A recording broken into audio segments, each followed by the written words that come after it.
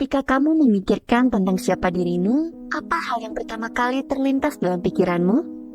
Jika yang terpikir adalah namamu, itu bukanlah dirimu, itu hanya namamu. Kamu lebih dari sekedar nama. Jadi, siapa kamu sebenarnya?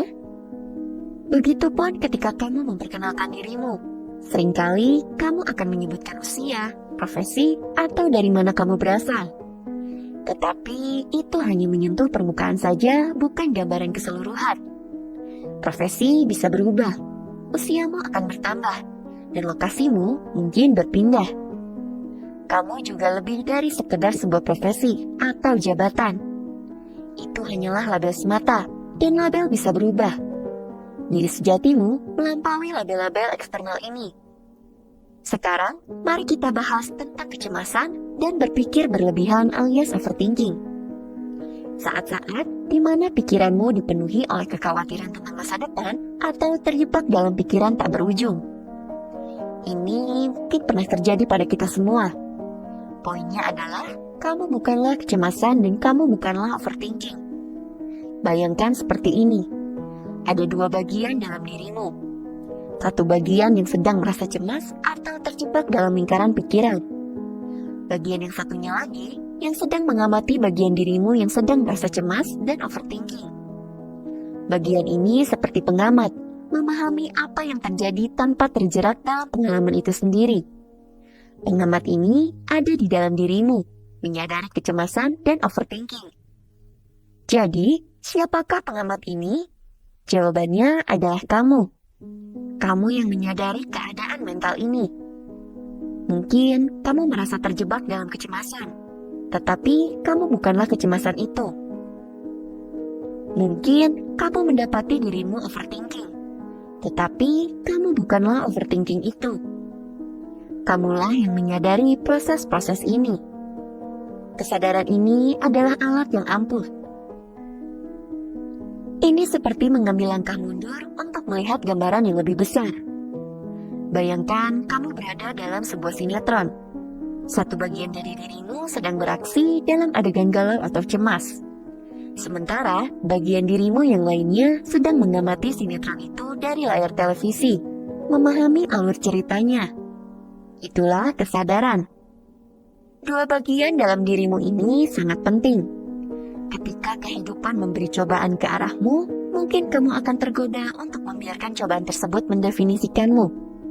Tetapi, keajaiban terjadi ketika kamu menyadari bahwa kamu adalah orang yang mengamati cobaan, bukan orang yang sepenuhnya termakan oleh cobaan tersebut. Di saat-saat sulit dalam hidup, ingatkan dirimu bahwa orang yang sadar akan penderitaan bukanlah orang yang mengalaminya.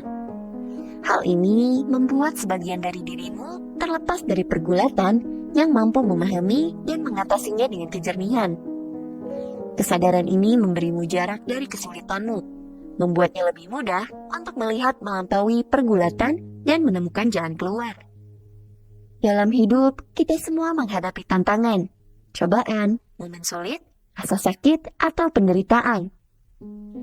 Sekarang, ada sesuatu yang bisa mengubah jalannya kehidupan, yaitu memahami bahwa yang menyadari penderitaan tidak sama dengan yang mengalaminya.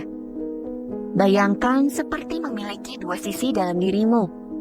Satu sisi mengalami momen sulit, sementara sisi lainnya yang menyadari apa yang terjadi. Ini seperti pemisahan antara pengalaman dan kesadaran akan pengalaman itu.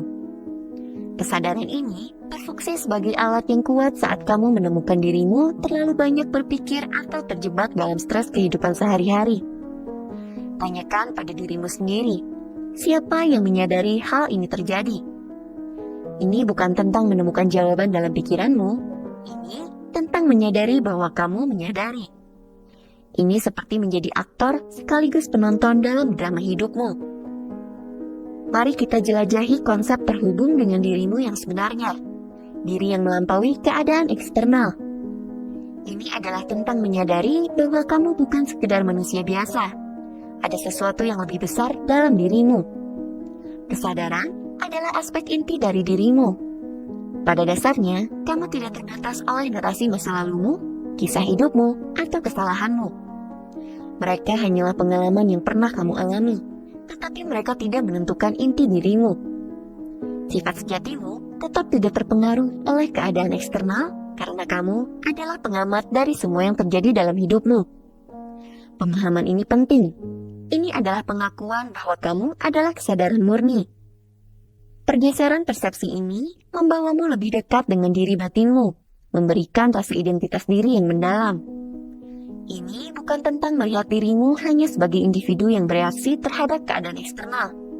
Sebaliknya, kamu mengakui dirimu sebagai kesadaran yang menyaksikan dan memahami reaksi-reaksi itu.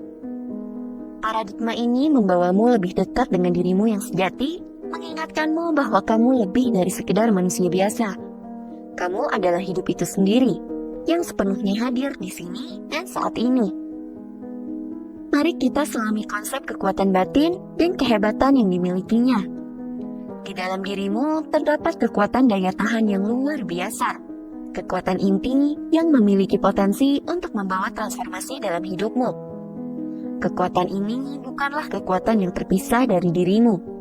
Ini adalah bagian integral dari dirimu. Ini bukanlah kekuatan yang lahir dari pencapaian atau keadaan eksternal.